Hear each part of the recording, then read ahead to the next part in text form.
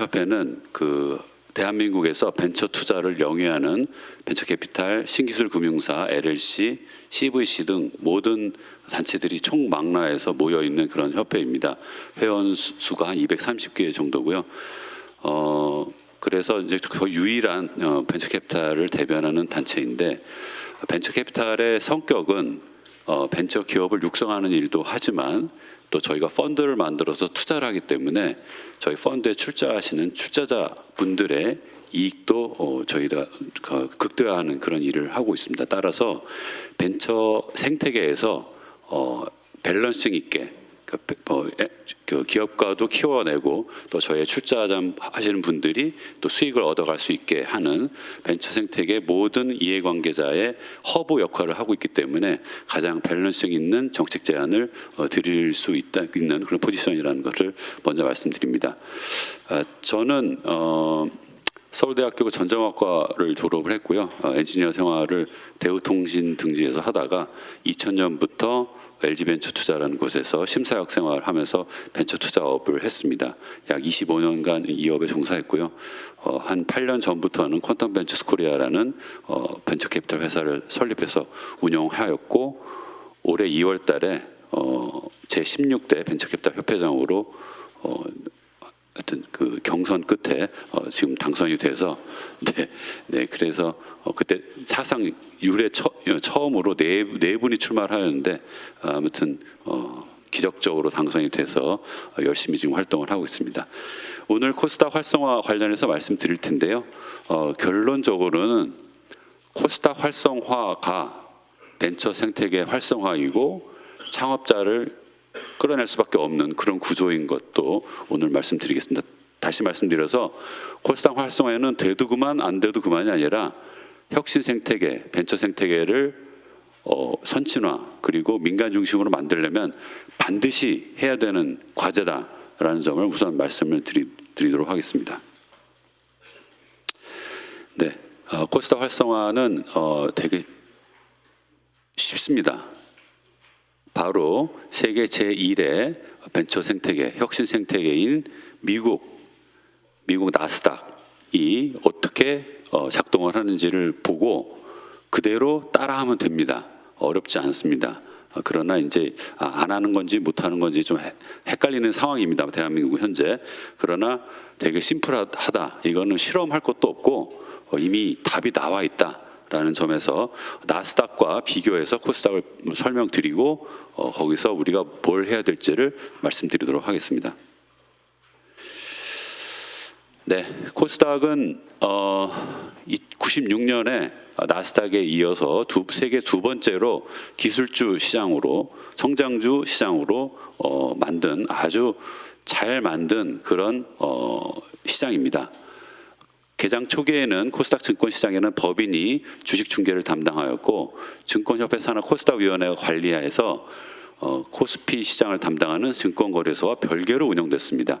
이게 바로 나스닥의 구조입니다. 나스닥은 뉴욕 증시와 별개로 경쟁하면서 운영되고 있습니다. 그렇게 설계해서 시작이 되었습니다.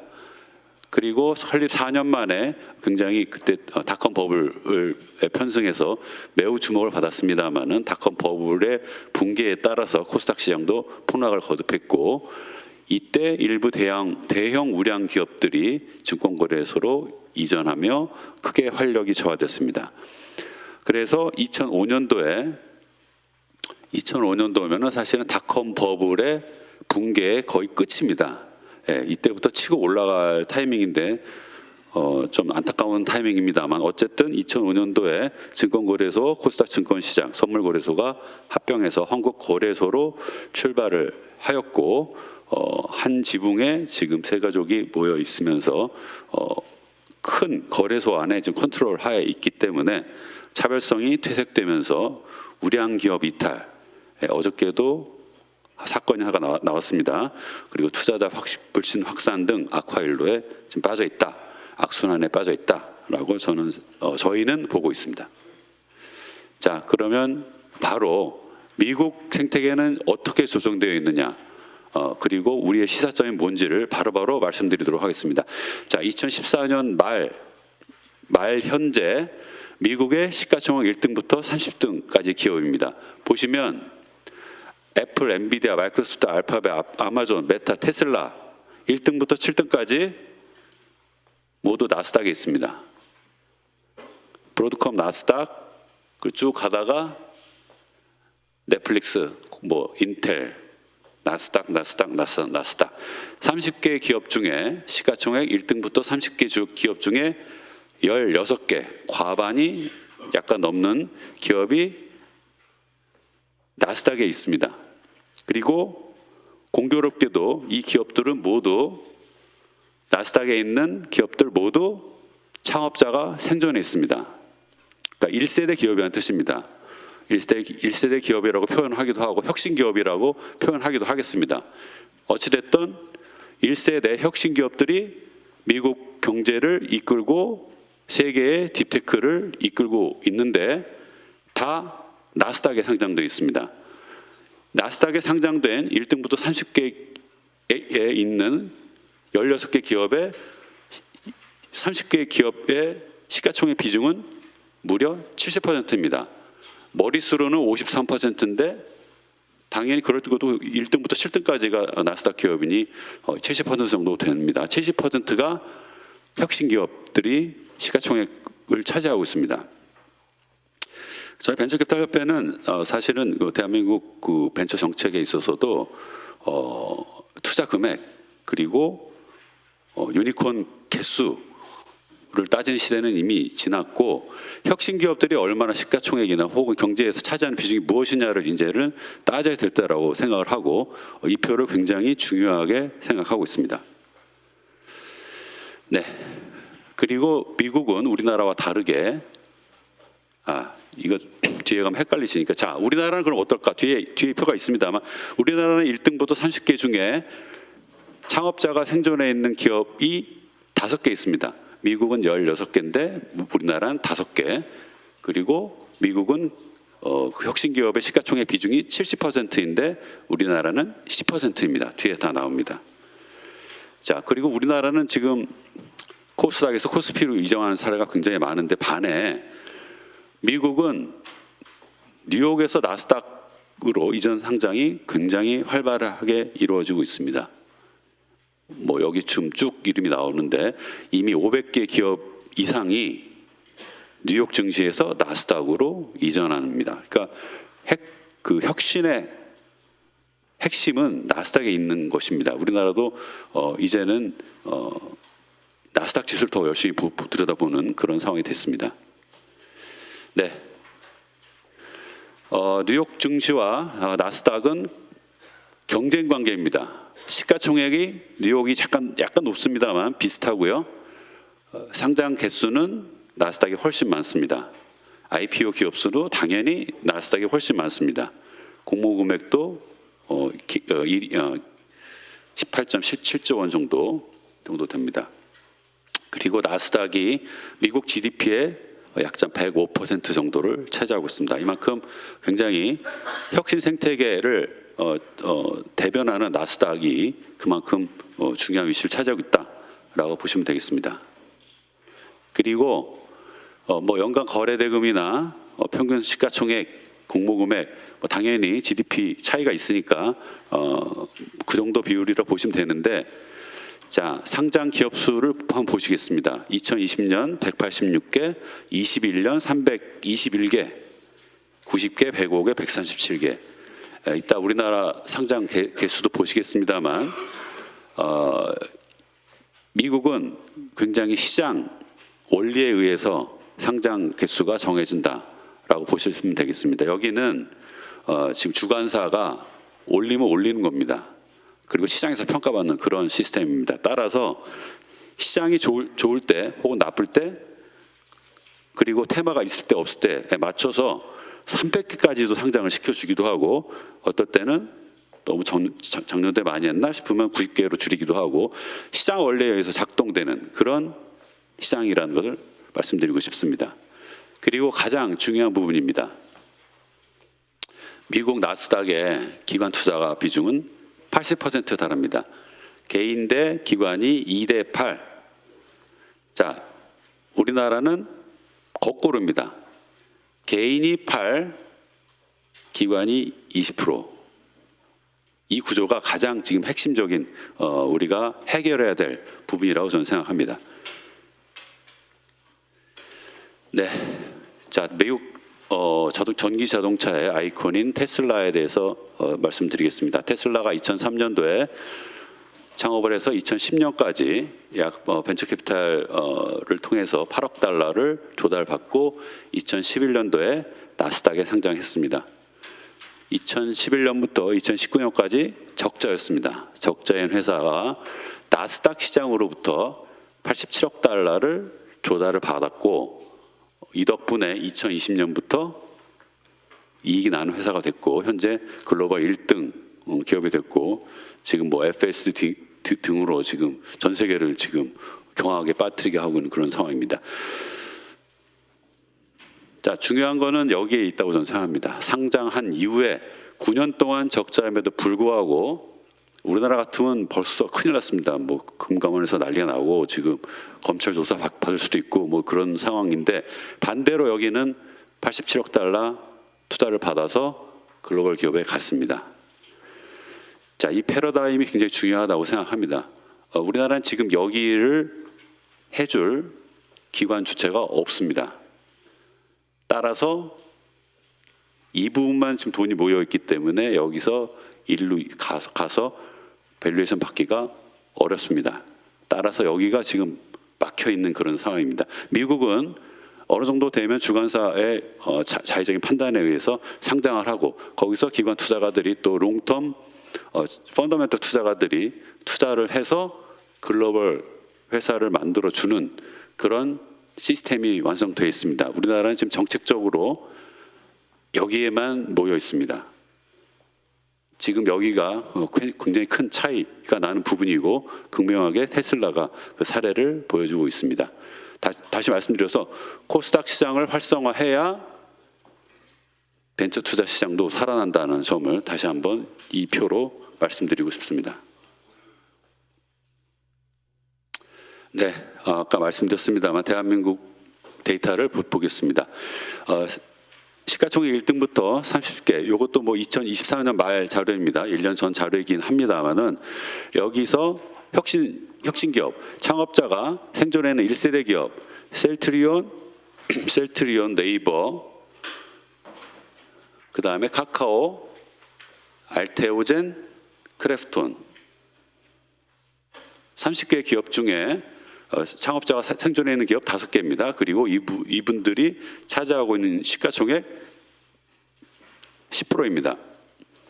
그리고 모두가 다 코스피에 있습니다. 딱 알테오젠 하나 코스닥에 상장을 했는데 어저께 알테오젠 주총에서 98%의 가결로 코스피 이전 상장이 결정되었습니다. 오늘 이 자리가 굉장히 아이러니하면서도 의미 있는 시점이라고 생각합니다. 알테오젠의 박순재 대표님은 인터뷰를 통해서 코스닥은 개인 투자자 위주의 시장으로 하루에도 급등락이 심하고 실적이 좋아도 시장 왜곡에 따라 정확한 가치 평가가 어렵다. 그래서 유가와 집금화 시장이 우리는 더 적합하다고 봤다라고 인터뷰에 대놓고 말씀을 하셨습니다. 이게 뭐 바로 현재 코스닥의 현실입니다. 네, 코스피와 코스닥의 시가총액을 보시면 당연히 코스피 밑에 들어가 있기 때문에 코스피를 극복할 수가 없습니다. 시가총액 상대가 안 되고요. 이거는 이제 개수인데 개수는 훨씬 많습니다. 아까 나스닥이 한 3,400개였는데 코스닥은 지금 1,700개 정도 기업이 있습니다. IPO 기업 수 111개, 작년에 그랬는데 자, IPO 공모 금액이 2.4조 원입니다. 작년에. 이게 또 무엇을 의미하느냐? 자, 보통 시가총액의 한 20% 정도 공모를 합니다. 그래서 작년에 한 12조 원에서 15조 원 정도의 새로운 신규 기업들이 상장을 했다. 이런 뜻인데요. 이게 공교롭게도 벤처캐피탈 혹은 기관 투자가들의 비중과 거의 비슷합니다. 다시 말씀드려서 어떤 기업이 스타트업이 벤처 투자를 받아서 상장 시점에 이르면 거의 기관 투자가 비중은 평균 한 20%에 이르고 공모 금액과 거의 같은 수준이 됩니다. 원금 기준으로. 자, 그렇다면 지금 현재 코스닥 시장에서 벤처 캐피탈 혹은 벤처 투자 자금이 회수할 수 있는 여력이 연간 2.4조 원에서 3조밖에 안 된다는 뜻입니다. 자, 한국 벤처 캐피탈의 펀드는 보통 8년짜리 펀드입니다. 그리고 2020년부터 이게 그 금액이 확 늘어났습니다. 뭐 우리나라만 그런 게 아닙니다. 이때 많이 늘어났는데 2020년부터는 연간 10조 정도 펀드가 만들어서 투자하고 있습니다. 자, 작년에 2.4조 원이 회수되는 시장입니다. 자, 한국 벤처 캐피탈이 운영하고 있는 펀드는 평균적으로 아주 단순화해서 말씀드리면 8년짜리 펀드인데 연간 8조 원 정도라고 보시면 됩니다. 그래서 88에 64, 64조 원이 현재 벤처 투자 시장에서 펀드로 이미 조성되어서 투자가 되고 있거나 아직 미투자 자산으로 남아있는 상황이고 어쨌든 펀드는 1년에 8조 원 정도 만들어지고 있습니다. 그러나 코스닥에서 회수할 수 있는 돈은 2.4조 원입니다. 다행히도 2024년 말 데이터니까 8년 전에 8년 전에 2016년인데 이때는 벤처 캐피탈이 연간 3조에서 4조 정도 펀드 만들던 시기였습니다. 다행히도 그래서 아직까지는 저희가 연간 9% 이상의 수익률을 올려서 저희 출자자들한테 돌려드리고 있습니다. 자, 벤처 캐피탈의 펀드가 2020년부터 급격히 커졌기 때문에 이 부분 해소를 해야 됩니다. 이 부분이 해결이 안 되면 벤처 캐피탈 펀드에 들어온 정책 자금은 물론이고 연기금 공제외 각종 민간 자금 선순환이 돼야 될 시점에 선순환이 안 되고 다시 예전으로 돌아갈 가능성이 높습니다. 그래서 혁신 생태계를 어차피 지금 기술 패권 경쟁 시대에 AI니 휴머노이드 로봇이니 지금 차세대 바이오 등 키워야 된다면 이 부분 반드시 해결해야 될 부분입니다. 코스닥에서 GDP가 차지한 비중이 뭐 낮은 거는 더 이상 설명드리지 않아도 될 것 같습니다. 네, 연간 거래 대금도 뭐 경제 수준에 맞춰서 지금 되고 있는데요. 신규 상장 기업수를 보시면 86에서 111개 정도로 딱 숫자를 맞춰서 운영되고 있다라는 것을 볼 수 있겠습니다. 아까 말씀드렸듯이 평균 상장 시가총액이 1,200억 원이고 그게 111개가 상장해서 연간 조달 금액이 2.4조가 회수될 수 있는 그런 시장입니다. 이걸 늘리든지 이거를 놀리든지 하지 않으면 벤처 생태계에 조만간 타이타닉호가 빙산에 부닥치는 그런 상황이 올 수 있다라고 미리 말씀을 드립니다. 자, 말씀드린 대로 코스닥은 기관이 4.5%이고 개인이 84.4%입니다. 나스닥과 가장 차이를 보이는 부분입니다. 왜 이렇게 되는지는 굳이 지금 설명할 필요는 없습니다. 어쨌든 이렇기 때문에 개인들 보호하는 정책만 계속 나오고 있습니다. 락업 대책밖에 없는데 기관들 락업만 계속 늘리고 있는 그런 상황입니다. 당연히 기관들은 계속 또 떠나고 있고 그 개인들을 보호한다는 명분하에 지금 거꾸로 가는 상황입니다. 지금. 네, 개인이 80% 차지하고 있다. 이게 가장 해소를 해야 될 부분이다라는 점을 말씀드립니다. 네, 표로 그냥 단순히 비교해봤습니다. 뭐 시가총액 상장 기업수 자 나스닥과 코스닥만 보시면 되겠습니다. 네, 뭐 다 말씀드린 거고 그리고 제일 중요한 게 개인 대 기관 투자 비중. 나머지는 뭐 GDP 차이가 있기 때문에 그 정도로 보시면 될 것 같습니다. 네, 코스닥에서 코스피로 이전 기업은 총 52개가 이전을 했습니다.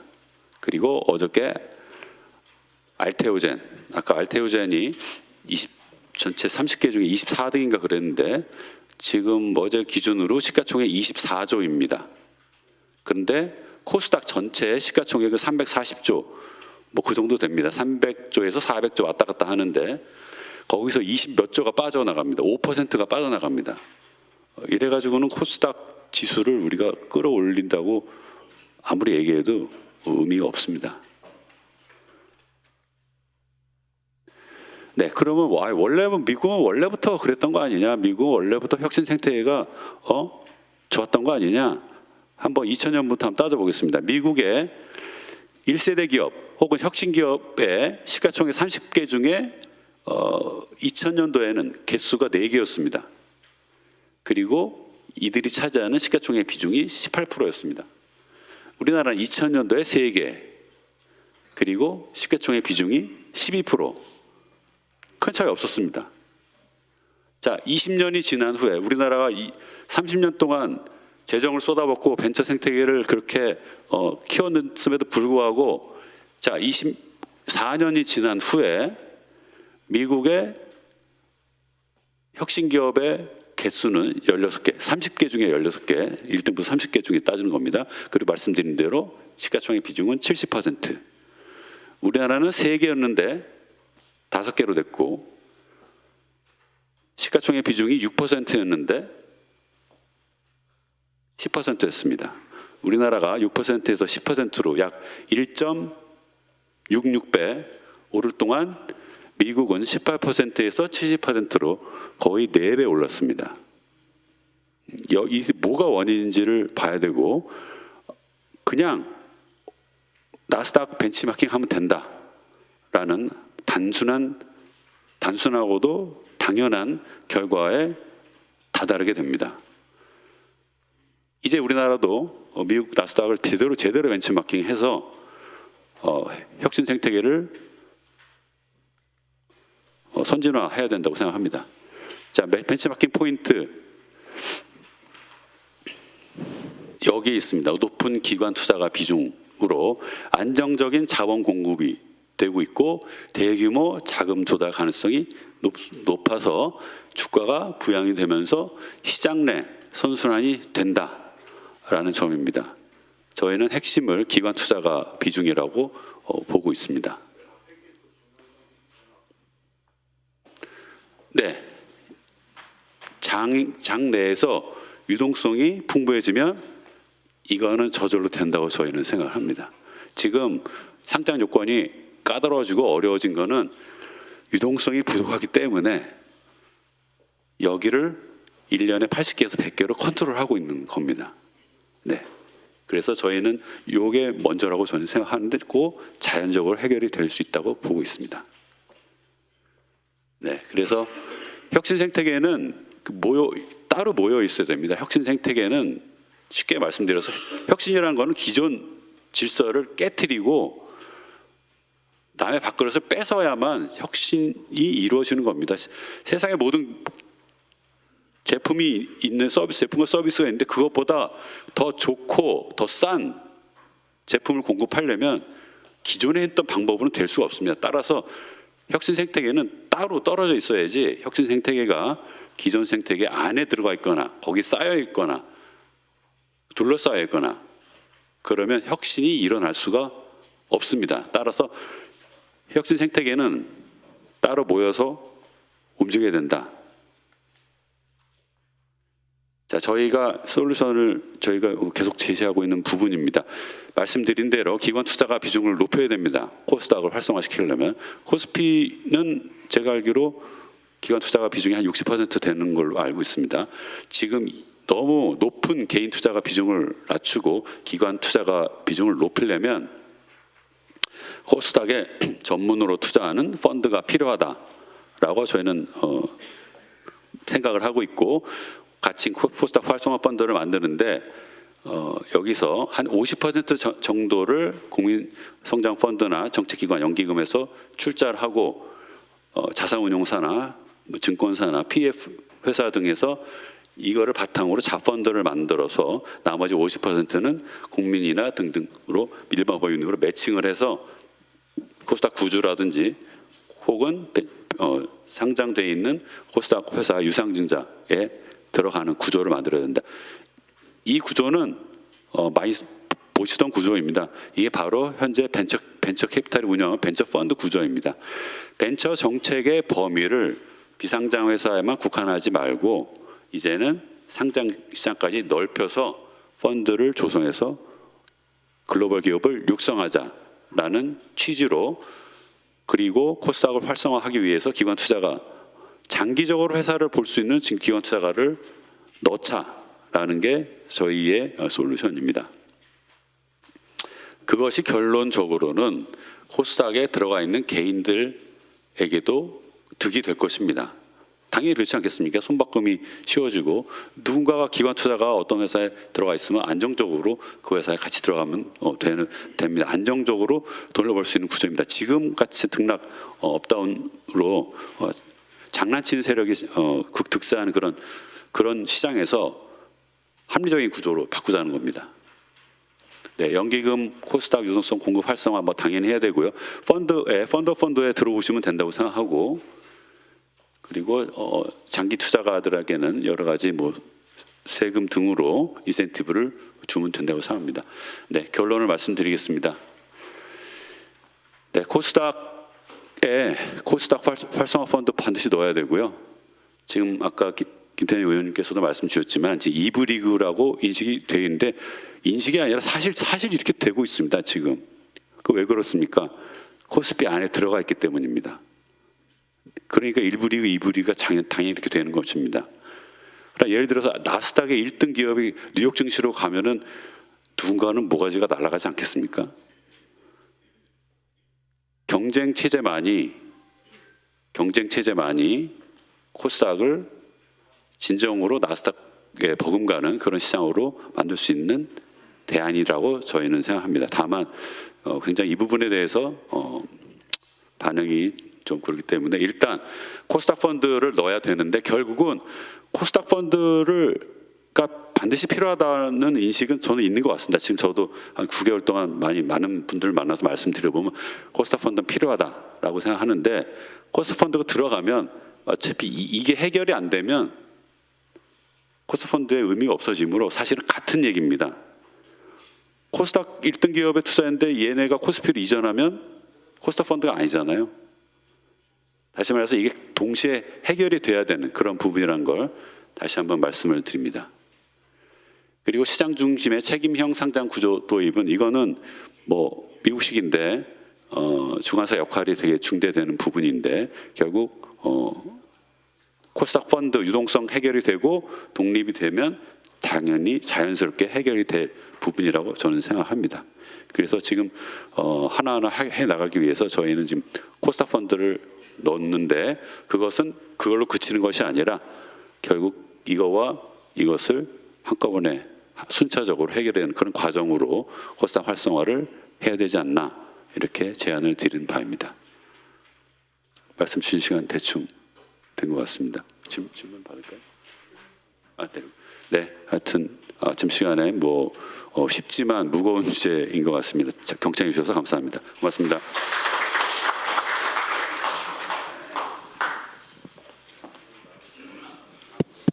끝난 다음에 뵙겠습니다. 끝난 다음에 짧게 할 테니까. 제가 자극적인 용어를 안 쓰는데 오늘 좀 제목이 자극적이죠? 예? 매우 자극적이죠? 왜 안 하면 안 되기 때문에 그렇습니다. 이게 코스닥의 2001년부터 주가인데요. 보시면은 25년 전에 사신 분은 그냥 그 자리라고 볼 수 있는데요. 아닙니다. 전혀 아닙니다. 왜냐하면 이때 있던 회사들 다 망했고요. 새로운 애들이 올라간 겁니다. 그러니까 그걸 동일 개념으로 우리가 지수를 보니까 그런데 지금 그게 아니라는 얘기고요. 그 이전에 보시면은 이전에 무슨 일이 있었냐, 왜 우리 코스닥이 이렇게 됐을까 하는데 유통시장이 망가졌기 때문에 그래요. 99년, 2000년에는요 주가 올라갈 때 회사 이름에다가 인터넷만 들어가면 주가가 따블라고 그랬어요. 아시는 분은 아실 거예요. 그때 좀 난리신 분들 꽤 계시면 그 회사 이름을 영어로 바꿔서 뭐라고 하면 올라갈 정도로 우리의 투자 문화가 굉장히 안 좋은 상태로 계속 답보된 이런 역사를 갖고 있습니다. 코스닥에 대해서 지금 김학균 저 협회장님께서 쭉 좀 말씀을 하셨는데요. 여기서 아직 이제 설명들이 안 된 부분들이 좀 있는데.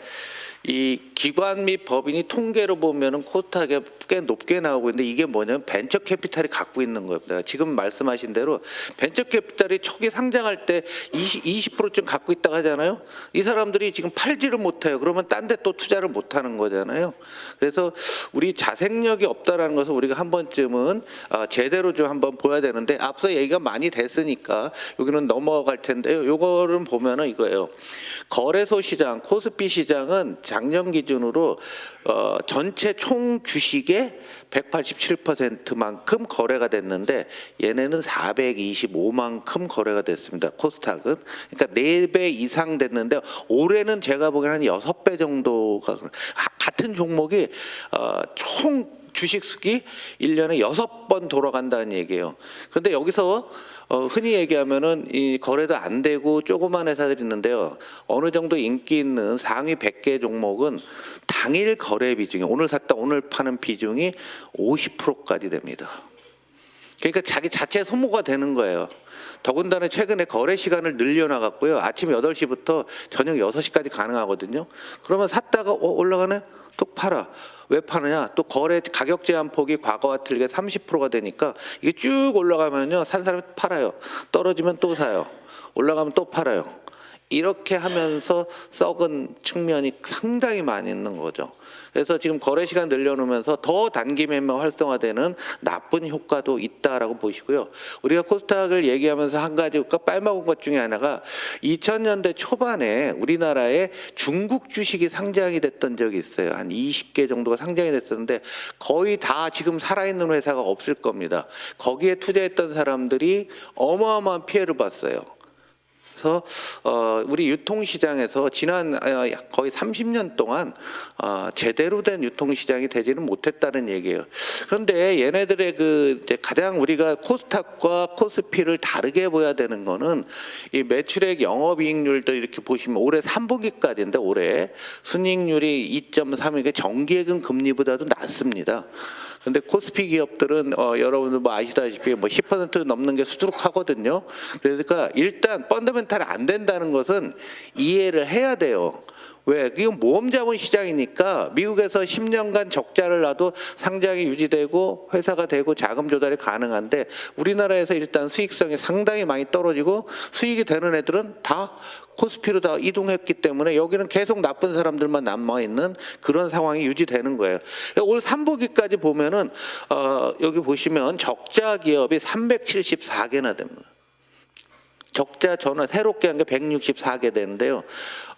흑자 기업하고 별 차이가 없어요. 한 100몇 개 차이밖에 안 됩니다. 그러니까 절반 이상이 적자가 나고 있기 때문에 적자가 났을 때 투자가 입장에서는 장기 투자하기 어렵습니다. 저거 망하면 어떡하지? 그럼 내 돈 날릴 거 아니에요. 코스닥을 투자하는 요령은 한 종목에 올인하면 되는 게 아니라 한 10개 정도 해갖고서 3개에서 한 따블 나고 나머지 부도나도 나머지에서 얻을 수 있다라는 분산 투자의 개념이 돼서 아까 김학균 협회장님 말씀하시는 이런 펀드 형태로 가야 되는 겁니다. 그런데 우리나라는 계속 한 종목 종목 중심으로 투자를 하다 보니까 이런 게 돼 있고요. 또 하나 우리 코스닥의 가장 큰 문제점 하나가 바이오, 헬스케어 비중이 너무 높습니다.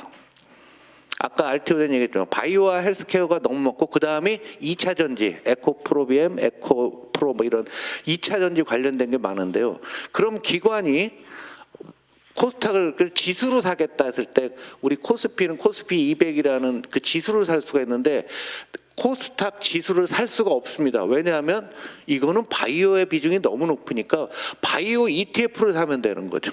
그렇겠죠? 거래소와 코스닥을 합쳐서 기관이 안 들어올 수 있는 구조적인 한계가 이 업종별로 그 산업별로 포트폴리오가 잘못돼 있다라는 겁니다. 그런데 꼭 잘못됐다고 할 수도 없는 게 우리나라 지금 헬스케어가 세계적인 수준으로 올라가고 있는 것도 어찌 됐건 우리 코스닥에서 자금 조달해서 한 거란 말이에요. 이거 우리의 숙명이라는 얘기죠. 바이오 비중이 높아도 너무너무 높은데 우리나라 뭐 바이오 산업 경쟁력이라고 뭐 산업연구 어디 찾아보니까 이런 게 있던데 보면 우리나라가 정부 지원이나 이런 것들이 상대적으로 적어요. 오늘 얘기가 나오는 알테오제라는 회사가 이 얘기거든요. 제가 지난주에는 어제는 24조였는데 독일에서 무슨 일이 있어 28조 원이었고요. 외국인이 15% 있었는데요. 자, 이게 코스닥 시가총액 1위 기업이에요.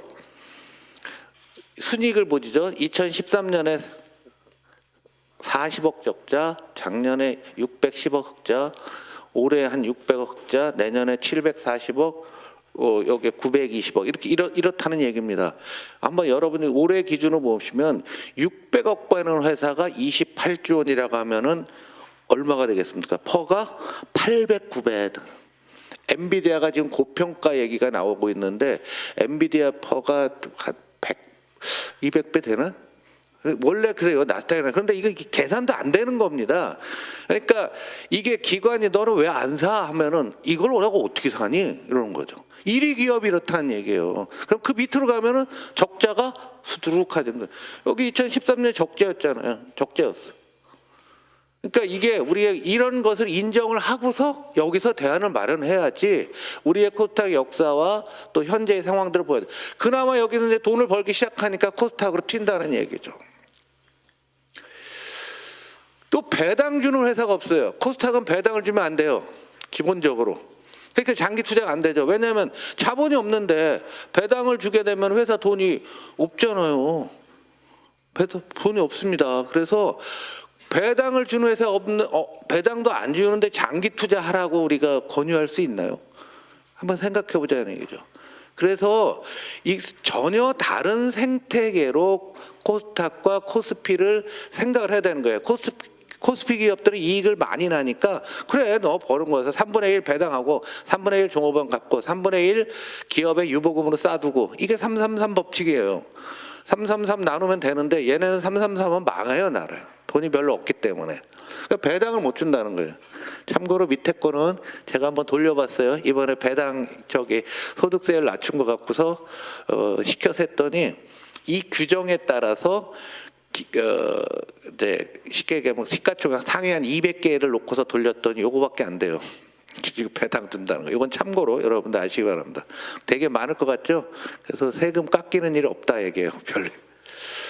근데 이제 문제는 배당이 그렇고요. 그 다음에 증권사들도 이렇다 보니까 연구를 안 해요. 관리를 안 하고. 그래서 한 200개 정도를 우리나라 한 60개 증권사가 커버를 하고 있어요. 똑같이. 근데 예를 들면 우리나라 4월 달에 기업이익 전망이 한국 빨간색 전체가 막 이렇게 됐고 반도체와 한전을 제외한 건 더 나빠 막 이런 아주 복잡하게 숫자를 이용해서 이거 하는 게 200개인데 코스닥에 들어가는 회사는 거의 없다라는 얘기죠. 한 10개도 안 될 겁니다. 최근 거 이렇게 바뀌었어요. 절묘하죠. 9월 10일이에요. 반도체 가격이 이제 올라가기 시작하면서 우리나라 기업이익이 여기서 이거 올리고 막 하는데 코스닥은 아무도 쳐다보지 않고 있는 이런 상황입니다. 자, 그런데 여기서 이제 지금까지 기관이라고 하는데요. 우리나라 기관 투자가는 국민연금과 각종 공제회들 몇 개밖에 없습니다. 국민연금이 코스닥을 국내 주식 투자할 때 여기 보시면 돼요. 6조 원에서 4.2%만 안 합니다. 4.2%라 해야죠. 전체 주식 투자 중에서. 그런데 코스피는 140조를 투자해서 95%가 되고 있는 거죠. 여기가 자금의 원천인데 이런 상황이 되는 거죠. 왜 그러면 국민연금은 코스닥을 이렇게 안 할까? 지금까지 말씀드린 그 이용 때문에 안 되는데 결정적으로 이건 보건복지에서 좀 위원님들이 이제 아셨으면 좋은 게요. 국민연금의 이 평가를 할 때 국내 주식 몇 % 여기에 끝이에요. 그러면 시가총액으로 나래비를 세우면 위에 것만 다 들어가겠죠. 코스닥은 들어갈 수가 없는 거예요. 그래서 보건복지 계신 분들이 이 국민연금의 평가 기준에서 한 번쯤은 관심을 갖고 보시는데 국내 주식 중에서 코스닥은 몇 %다라고 숫자로 제시하는 게 좋다는 얘기죠. 이 부분을 해놓아야지만 이게 최초의 돈이 이동할 수 있는 유인책이 되는 거죠. 국민연금이 그걸 하면은요, 공무원연금, 사학연금, 교직원 공제회, 지방재정공제회, 지방행정공제회, 경찰공제회 이런 공제회들도 똑같이 얘들하고 요 자산 배분을 따라가거든요. 그래서 이거 굉장히 복지가 잘하는 게 굉장히 중요한 게 이 숫자를 어떤 식으로든지 일단 만들어 놓는 게 굉장히 중요한데 국민연금 안 만들어 놓으면은 국민연금이 여기서 자산 운용하는 사람도 그 기준 안에 대해서만 본인이 자산 배분하는데 못하는 이런 부분들이 있죠. 이건 말씀드렸고요. 또 하나 이게 파생상품 시장이라는 게 있어요. 선물 시장. 코스닥은 선물 시장이 안 됩니다. 거래소는 되는데 아주 활성화되어 있고 우리나라 선물 시장은 세계적으로 거래가 많은데요. 코스닥은 될 수 없는 이유는 지금까지 얘기한 게 쭉 누적이 되는 거예요. 왜 선물 시장이 있어야 되냐면 주가 이렇게 올라가다 떨어질 것 같으면 선물로 해지를 해야 되잖아요. 위험해서 선물을 팔고 현물을 갖고 있고 이러면서 돼야 되는데 이 파생상품 시장이 안 되는 겁니다. 미국의 나스닥은 이 파생 시장이 잘 돼 있어요. 나스닥 선물 갖고서 투자하는 사람들도 굉장히 많이 있고 한데 우리는 이 얘기가 뭐냐면 포트폴리오에도 문제가 있고 뭐 그동안에 저변이 문제가 있고 한데 이 부분이 굉장히 중요하다는 얘기예요. 근데 아까도 상장이 많다라고 말씀드렸는데 이걸 한번 보시면 이제 최근 10년 동안 코스피는 지수가 커서 좀 안 보이게 해주면 이렇게 돌아봐요. 98% 이제 10년간 더블이 났는데 시가총액은 158%가 늘었다. 이 얘기는 한 50% 정도 신규 상장이 있었다는 얘기죠. 그런데 코스닥은 지수가 24% 올랐는데 시가총액은 7배인 140%가 늘었다.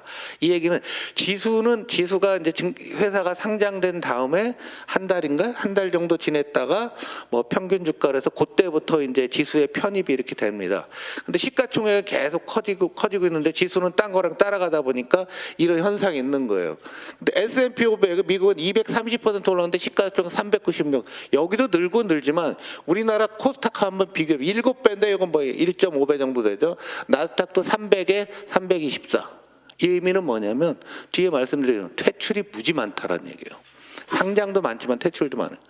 이런 상황에서 오늘부터 시작해왔고요. 오늘 9일이죠. 9, 10, 11, 12, 15, 16, 17, 18 계속 상장되고 있어요. 지금 계속 상장. 여기에 또 뭐가 있냐면은요.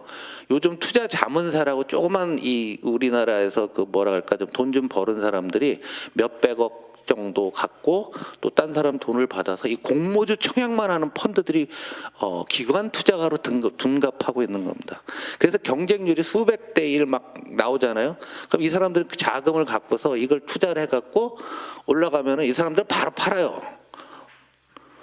바로 팝니다. 그래서 IPO 시장에서도 이 공모주 배정 비율 문제는 항상 오랫동안 됐는데 지금 손댄 지 오래됐어요. 분명 이 시장이 너무 커져 있습니다. 그런 분들이 굉장히 많이 있기 때문에 이런 문제가 있어서 여러분들이 이런 제도적으로 바꿀 수 있는 것들이 꽤 많이 있다라고 여러분 보셨으면 좋겠습니다. 이걸 숫자로 보면 이렇게 나와요. 이게 연도별로 신규 상장과 여기 퇴출인데요. 쭉 보면은 퇴출이 더 많았던 해는 2009년, 10년이에요. 이때 무슨 일이 있었죠? 2008년 글로벌 금융위기가 있었습니다. 그래갖고서 금리가 그때 어마어마하게 많이 오르고 환율도 올라왔던 기억들 아시죠? 이때 퇴출이 많았는데 신규 상장이 이랬고 지금 이렇습니다. 이걸 누계로 그리면 이런 모습이 나와요. 2000년 이후에 퇴출은 646개, 그래도 많은 편인데 신규 상장이 2000개예요. 1,400개 정도가 더 늘어난 이런 상황이 된 거죠. 그런데 여러분 퇴출 확확 하면 좋을 것 같지만요. 한 회사 퇴출하는데 2, 3년 걸립니다. 왜냐하면 소액 투자가들이 다 소송을 걸어요. 이게 다 대법원까지 갑니다. 얼마나 오래 걸리겠습니까? 그러면 하다가 별 읽고 거래소 앞에서 이제 그 북치고 또 거래소 뭐라고 하고 이런 과정들이 있어서 퇴출이라는 게 쉽지는 않은데 우리가 이번에 퇴출 요건 다르게 얘기하면은 상장 유지 조건을 강화하고 우리 정부에서 제대로 밀고 가는 게 매우 중요한 사건이라는 얘기죠. 나스닥도 퇴출이 많습니다. 어느 날 퇴출이 많은데 어려운 일이에요. 힘들고 퇴출이 많아지면은요 투자가들이 이렇게 위험하게 투자하지 않습니다. 안정적으로 하려고 하고 코스닥 중에서도 좋은 회사를 오래 가져가려고 하지 위험한 투자를 줄이면서 우리 투자 문화가 낮아진다는 거예요. 이 퇴출 요건도 법률적으로 우리 정무위 계신 분들이나 법 잘하시는 분들이 어떻게 나스닥과도 비교해보고 다른 나라를 비교해봐서 좀 더 용이하게 할 필요가 있고 상장 유지 조건도 기업의 입장도 있고 또 이런 요건들을 한번 잘 생각해 보시기 바랍니다. 지금 벤처캐피탈 협회에서 투자를 한다고 했을 때 30종목 투자하면은요 돈 버는 거 10개고 20개 다 날리는 경우가 태반입니다. 그리고 박 의원님 잘 아실 거예요 그런 걸. 근데 이거를 코스닥 시장에서도 이런 것들이 있어야 된다라는 얘기죠. 대책이 뭔데? 제가 찾아봤어요. 2018년 1월 18일 관계부처 합동 자본시장 코스닥 활성 요 안에서 지금도 계속 도는 거예요. 여기 다 있어요. 그냥 이거 한번 구해서 한번 보세요. 뭐 세제금 상장 요건 제명 뭐 어쩌 다 했는데 추진을 못 하고 있는 거예요. 제대로 활성 안 되고 문화로 못 만드는 겁니다. 자본시장은 한 번 만들려면 10여 년 이상씩 걸립니다. 이거 굉장히 두툼해요. 그래서 여러분 요거 한번 보도자료 구해서 보시면은요. 정무위, 기재위, 산자위, 과기정통부 이런 데 보시면 한번 보시면 여기 아이디어 다 있고 아마 다음 주 금융위 내년 업무 보고할 때 여기 있는 거 또 나올 거야. 내가 빤해. 그 수준이 거기요. 뻔하게 또 나올 거라고요. 지금 뭐 벤처 캐피탈 펀드 뭐 이런 여러 가지가 있는데 하여간 이 안에서 계속했지만 우리가 실행도 안 되고 문화로 못 만들어 놓으니까 계속 퇴보하고 있다라는 겁니다. 이 시점에서 매우 중요한 게 뭐냐면 이모선 의원님 떠들지 마세요. 지금 칠판에 이름 적으세요. 이게 공성학당도 아니고 우리가 150조 국민 펀드 중에서요 아직 배분은 안 돼 있지만은 이 미래성장 펀드라는 게 지금 김학균 센터장이 여기서 10조 달라는 거거든.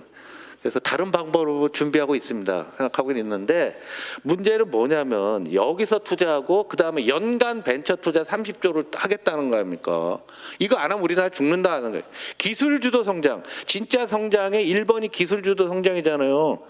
시험 보겠습니다. 다음 중 기술주도 성장이 아니죠. 진짜 성장이 아닌 것은 1번 기술주도 성장, 2번 공정 성장, 3번 모두의 성장, 4번 아무나 성장. 이거 외워야 돼요 지금 의원님들. 예? 다시 1번이 뭐라고요? 2번이 2번이 원래 모두의 성장. 3번은 저 같은 백수도 다 외우고 있는데 의원님들이 모르셔도 되겠어. 이건 하는데 이 기술주도 성장에 있어서 이 코스닥이 활성화돼서 여기에 연 30조씩 지금은 아니에요. 지금 한 10조 좀 더 되죠. 여기까지 늘려놨는데 여기서 퇴출 시장이라든가 이것이 활성화되지 못하면 딴 말로 얘기하면 국민의 돈이 날아간다는 얘기예요. 민주당 정부의 운명을 죄고 있을지도 몰라요. 그러니까 여기에 대해서 지금부터 제도 정비를 화끈하게 잘 해놓으시라는 말씀입니다. 이거 안 되게 되면은 그래서 지금 코스닥이 중요한 시점이라는 말씀입니다. 그리고 자본시장에 돈이 있다 없다 하는데 지금 이거 이제 정무위 분들 잘 아시겠지만 이거는 핵 됐고 IMF 됐고 여기 발행엄 이 회사들 해놓으면 얘네가 생산적 금융으로 22조 원을 가겠다고 약속을 해놨는데 그렇게 허가도 안 해주고 옛날에 뭐 잘못한 거 잡고서 딴지를 걸고 막 이러고 있어요. 그래서 풀어도 됩니다. 제가 증권회사 출신이라 부탁드린 게 아니라요. 돈 나올 때 여기밖에 없거든. 여기서 돈이 오야 돼요. 지금 우리 생존이 더 중요해요. 성장이 더 중요합니다. 민주당 정부의 성공이 더 중요해요. 여기 22조, IMF에서 6.8 하면 여기 50 언제야? 이쪽에서 53조 원이 누적으로 2030년까지 가겠다고 본인들이 얘기를 했는데 그렇다고 뭐 놓고 이걸 못하면 그 다음에 여기에 대해서 우리가 책임을 물어야 되는데 제도 있는데 그냥 미적대고 안 하고 그냥 과감하게 한 번씩 밀어붙여야 되는 거예요.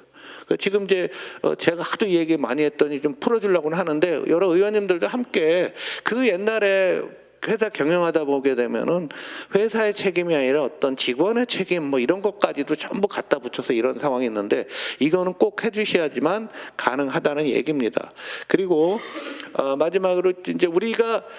결국은 왜 이런 문제가 됐냐면 우리나라의 스타트업부터 쫙 저 글로벌 기업까지 트는데 구멍이 비어 있다라는 얘기예요. 금융시장 전체로. 지금 우리가 하는 코스닥이 바로 스케일업 투자와 관련된 겁니다. 우리의 스케일업은 큰 자금을 한 방에 쏟아부을 수 있는 정도의 펀드가 있어야 되는 거예요. 그런데 그런 펀드가 없으니까 코스닥 시장이 대신을 해줘야 되겠죠. 그래서 이게 중간중간에 빵꾸난 걸 촘촘하게 잘 이끌어가는 큰 그림에서 보여야 되고, 정무위에 계신 분들은 우리나라 금융시장을, 이건 기업금융이잖아요. 처음 스타트업부터 시작해서 글로벌 기업까지 뭐가 필요할까 쭉 보는데, 이번 국민성장펀드는 대부분 일로 갈 거예요. 대부분 큰 기업들한테. 그러면 이쪽을 하기 위해서 코스닥과 관련해서 좀 생각을 우리가 돈이 더 갈 수 있도록 노력을 해야 되는 거죠. 그래서 몇 가지 얘기했는데요. 아까 이제 정리하면은 상장 유지 조건 강화해서 부실기업 퇴출하는데 제도 정비도 있고, 주관사 회사가 이것을 상장시킨 회사가 IPO를 해서 뭔가 이 회사가 부도가 났다든가 문제가 생기게 되면은 그 회사한테 어찌 됐건 금액으로, 현금으로라든가 뭔가 이 책임을 더 강화해 줘야 돼요. 지금은 요즘 시장이 괜찮으니까 별 관심은 없지만 이런 때 만들어 놓아야 되고요. 그 다음에 불공정 거래 뭐 역시 마찬가지고, 회계 투명성과 관련해서도 아직도 끊임없이 이런 일이 벌어지고 있습니다. 그 다음에 국민연금과 연기금, 요게 이제 씨앗이 되는 건데, 얘들의 아까 말씀드린 대로 자산 배분에 코스닥 비중을 써주면 자산이 큰 데가 보험사입니다. 특히 생보사들은 한번 가입하면은 자산 부채 듀레이션이 18년이에요. 이 얘기는 뭐냐면 18년간 자산 운용을 하는 데입니다. 그래서 보험사가 한번 투자하면 굉장히 오래 가요. 그러니까 보험사들이 따라할 거다라는 얘기죠. 그리고 코스닥 파생상품 시장을 어떤 식으로든지 정상화시킬 필요가 있다. 지금 있어요. 있는데 아예 아무도 투자 안 하는 그런 시장이고요. 아까 말씀드린 발행업. 그 다음에 이번에 정무위에서 통과된 BDC라는 게 있어요. 그러니까 쉽게 얘기하면 펀드를 ETF 같이 해서 상장시키는 그런 제도인데, 여기에다가 아까 김학규 센터장이 얘기했듯이 코스닥을 투자를 했으면 좋겠습니다. 그래서 이 얘기는 제가 국정이 있을 때 하자고 했는데 말도 안 된다고 했다가 요즘 다시 얘기가 나오고 있는데, 요게 나오게 되면은 상당히 좋아지고, 요거랑 또 요 아래랑 잘 결합을 하면 좋은데요. 아이디어가 그렇습니다. 그리고 저기 뭐 기재위나 정무위 계신 분들, 이 BDC 제도가 2024년도에 여야 정무위 간사가 마련하면서 법이 좀 미비된 측면이 많이 있어요. 그래서 정무위에서 개정안을 좀 내셨으면 좋겠습니다. 금액은 한 3, 4천억씩 하고 코스닥도 좀 들어갈 수 있고 투자 자산을 좀 늘릴 수 있게 해주면 이게 상당한 효과가 있을 것 같고요. 두 번째, 아까 지금 이제 우리 협회장님이 말씀하신 장기 펀드인데요. 이런 걸 또 할 필요가 있습니다. 과거에 근로자 주식 저축이라고 있었는데, 이걸 근로자 코스닥 투자 뭐 이런 식 해갖고 있어서요. 적립식으로 이렇게 넣어놓으면 코스닥 펀드를 돈을 계속 적립을 하는 거죠. 그래서 연간 저축액의 몇 % 이상 다 주는 게 아니라, 이게 이제 30년 전에 하던 겁니다. YS 정부 때 하던 건데 지금 아무도 안 하고 있는데 돈 거의 안 들어요. 금액이 얼마 안 되기 때문에. 그래서 근로자들이 이런 것을 할 수 있게 해줘서 장기적으로 하는 모습들을 보이면서 하나의 정책으로 안 되고 입체적인 정책으로 가야 되고요. 그 다음에 아까 애널리스트 분석이 있어야 돼요. 저 회사가 도대체 뭘 하는 회사인지 뉴스 보면 모릅니다. 뉴스는 항상 좋은 것만 나오거든요. 그래서 뉴스를 얘들이 분석하기 있는데, 증권회사 입장에서는 돈이 안 되니까 그런 회사들은 분석을 안 하죠. 그래서 이런 시도가 증권업협회나 거래소에서 과거에도 있었는데 이번에 대대적으로 한번 시도할 필요가 있다. 그래서 퇴직한 애널리스트를 좀 싸게 채용해서 컴플라이언스 좀 가르치고 관리를 잘하면서 니네들이 좀 하라고 해서 얘네가 한 200개만 해주잖아요. 그러면은 이게 말이 되는구나, 이것도 듣고. 그 다음에 코스닥도 못 오는 회사들이 있어요. 아직 오기 전 단계. 걔네들이 KOTC, 코넥스 이런 데 있는데 이걸 통합해서 얘네들이 안정적으로 거래가 가능할 수 있도록 하고, 그 다음에 VC가 왜 우리나라 VC만 있습니까? 지금 해외 VC들이 한국에 많이 들어왔어요. PE나 VC들이 들어와 갖고요. 우리나라 좋은 기업에 얘네들이 더 확확 질러대고 있습니다. 올 초에 기억나시잖아요. 퓨리오사라는 데를 메타에서 살라고 했을 때 그거와 마찬가지로 이 해외 VC들도 적극적으로 오고 우리도 나가야 되는 거죠. 우리나라 VC들이 지금 실리콘밸리나 홍콩에 나간 VC들이 꽤 있어요. 있는데 별 성과는 못 내고 있는데 이런 것도 좀 지원해 줘야 되지 않을까라는 생각이 듭니다. 그래서 하나의 해법이 뭐가 있다? 그건 없습니다. 복합적으로 해야 되고요. 그래서 제가 제목 아까 닥치고 코스닥이 여기서 잡은 겁니다. 닥치고 일본에 투자해 애니 징계로 나온다는 아베가 있어요. 재팬이즈 백, 인베스트 재팬인데 우리는 코스닥이즈 백, 인베스트 코스닥. 그래서 오랜만에 바람 한번 잡아봅니다.